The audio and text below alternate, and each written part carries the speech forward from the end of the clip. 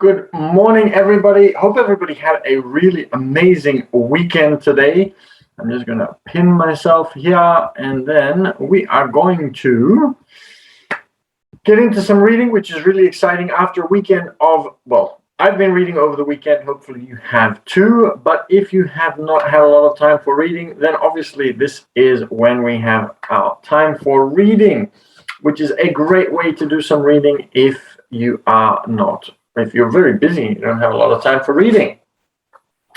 So, Richard Portad, I have the Chinese version. Today, everything should start opening up again in Sydney. So we'll see about potentially getting an English version.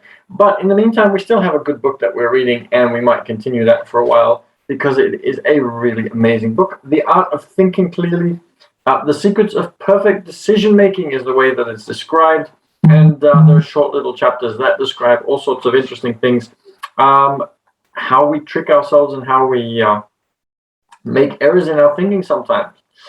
So today we're up to chapter 43, Why Watching and Waiting is Torture, the Action Bias. Who's ready? Let's get into it. In a penalty situation in soccer, the ball takes less than 0.3 seconds to travel from the player who kicks the ball to the goal. There is not enough time for the goalkeeper to watch the ball's trajectory. He must make a decision before the ball is kicked. Soccer players who take penalty kicks shoot 1/3 of the time at the middle of the goal, 1/3 of the time at the left, and 1/3 of the time at the right. Surely goalkeepers have spotted this, but what do? They dive either to the left or to the right. Rarely do they stay standing in the middle, even though roughly 1/3 of all balls land there. Why on earth would they jeopardize saving these penalties? The simple answer? Appearance. It looks more impressive and feels less embarrassing to dive to the wrong side than to freeze on the spot and watch the ball sail past. This is the action bias.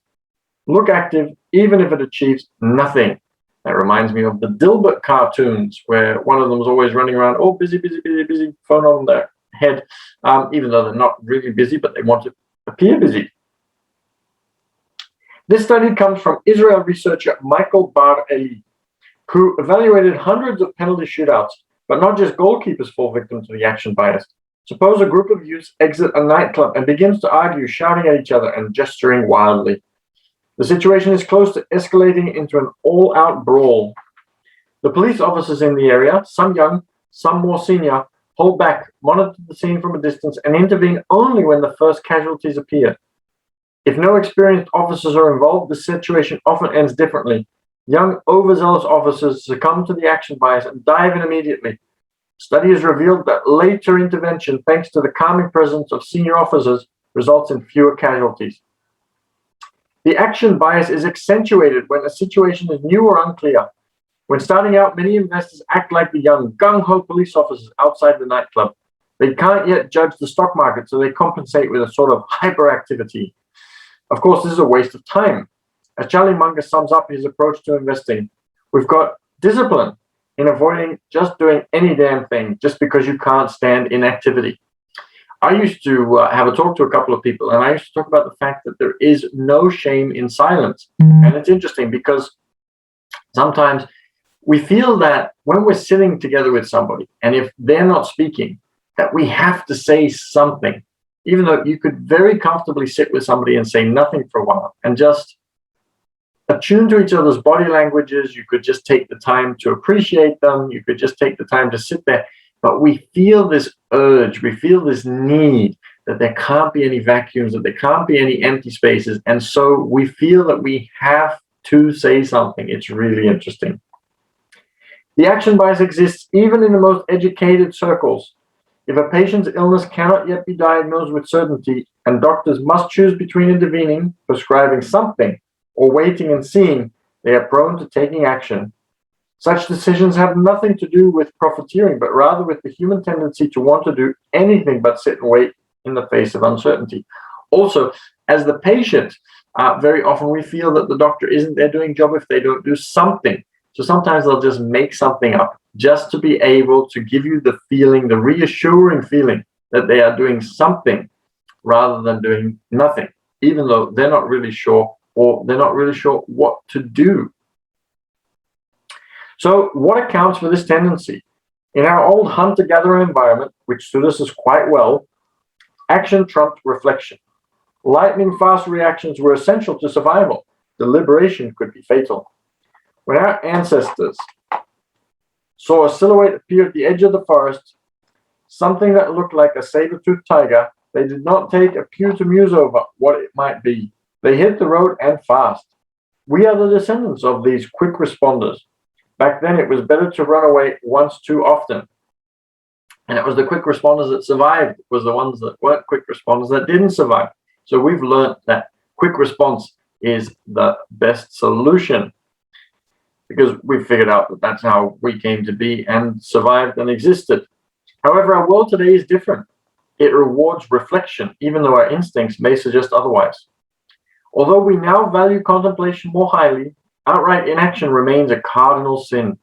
You get no honor, no medal, no statue with your name on it if you make exactly the right decision by waiting. For the good of the company, the state, even humanity.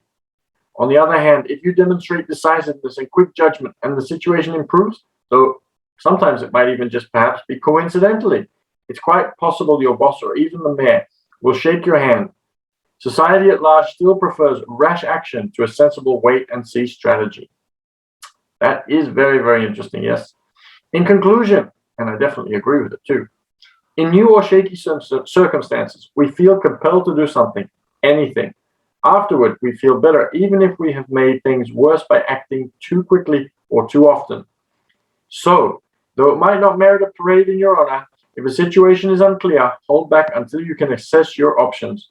All of humanity's problems stem from man's inability to sit quietly in a room alone, wrote Blaise Pascal, at home in his study. I like this chapter a lot because I definitely agree with it. So we live in a world where we have complex problems because we are more complex beings than we were, and life is more complex than when we were out in nature and hunting and gathering and doing all of those different things. But the challenge is that with those complex problems, we need to take the time to think. We need to take the time to come up with better solutions. Yesterday, I was walking around and I was actually talking to somebody about why it is that most sports people are born in the earlier months of the year, January, February, March, April, and some of them May, June, but almost nobody is born at the end of the year. And the reason for it is because if you're born in December, you're a whole year younger than somebody that was born in January of the same year. But when it comes to school sports, children compete at that same age group. So somebody born in December is going to compete with somebody in January. And so the child who's born in January is going to be a little bit fitter, a little bit stronger, a little bit more skilled because they've had a year extra worth of practice of doing it. And so the coach sees that and will actually probably give more attention to the child from January, February, or March who seems to be a better player. So that child gets more attention, becomes even better. And so when you look at professional sports teams, you'll see that 80% of the people in that team will be born at the beginning of the year, and only 20% will be born somewhere near the end of the year. And it's very, very rare to find people. And so it's these kinds of things where we've thought incorrectly about how it works. And there is a glitch in the system, but it would take too much effort and too much time to turn it around. And so we just leave it as it is, even when we figured out that this is the case. So we don't take the time to actually take a step back, think about it, figure out that we might have made an error somewhere, and correct it. So very, very important to take some time to think. Now, there's another very quick story that I'm going to share before I need to start heading off. Lots to do today, and hopefully you also have lots of amazing things to get done today. But very quick story, and I'm going to very quickly, before I tell the story, hit some buttons to say hello to people that have left some love hearts on Bigo Live, so thank you for that. But quick story. There is, which story was I going to tell? I took myself off my path. Give me a second. So this is the interesting thing. So this is where we sit back and we think for a second. Yes, see, it works. You sit back, you close your eyes, you think for a second, your brain goes calm, and you actually remember what you were going to say. So there was a story about Mike Milken. Mike Milken was a very big investor in the 1980s, multi-millionaire, very, very successful. And somebody went to give him a pitch. And usually Mike didn't always show up for these things, or he would show up a little bit later. So the guy comes in and he walks into a room. There's all these people at the desk, but no Mike Milken. So he starts on his presentation. And he's doing all the things that he's supposed to do according to the system in the book that I was reading, which is called Pitch Anything by Oren Klaff. And so he is doing his pitch, and all of a sudden Mike Milken walks in. Mike Milken sits down, he continues his pitch. And as he gets close to the end, somebody comes in and whispers something in Mike Milken's ear. And Mike Milken says, "Can't you see that I am busy with this pitch, and that particular problem that you're asking me for a solution to is scheduled for my thinking time tomorrow. I will not give anybody an answer. I will not do anything until I've had my thinking time." So Mike Milken's thinking time was around 4 o'clock in the morning. He would sit down and think about all the things that were important. And he would look at it from different angles. He would ask himself questions. He would take the quiet moment of the day to really think before taking action. So the complete opposite of what most of us do, and what a lot of or what was discussed in the chapter. He sat down and he thought deeply about every decision that he needed to make, every investment that he was going to make, everything that he was going to do in his relationship, everything to do with his health, everything to do with every aspect of his life. He scheduled in time to think about it and actually go in deeply and see whether it was a good idea, not a good idea, and not just make gut instinct decisions, but to actually think about each one of them.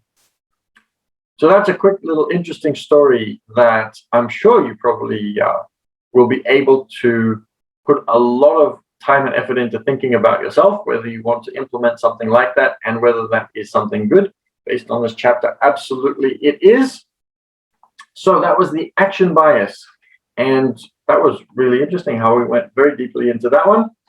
Tomorrow, I'm looking forward to reading for you again, chapter 44, why you are either the solution or the problem, the omission bias. And actually, also very quickly before we go, my personality type is to, well, it's interesting because I am, according to a profile testing system called Kolbe, I am an action taker, a quick action taker. And yet, I really like to think about things deeply at the same time. So I'm a bit of an enigma in that sense. But yes, just something that popped into my mind just then. So yes, how interesting is that? So tomorrow, that's just me reflecting. And also, silence is completely okay. So don't worry about those kinds of things when you're with other people. But tomorrow, chapter 44, why you are either the solution or the problem, the omission bias. So I hope you enjoyed today's chapter. I thought it was a really great chapter.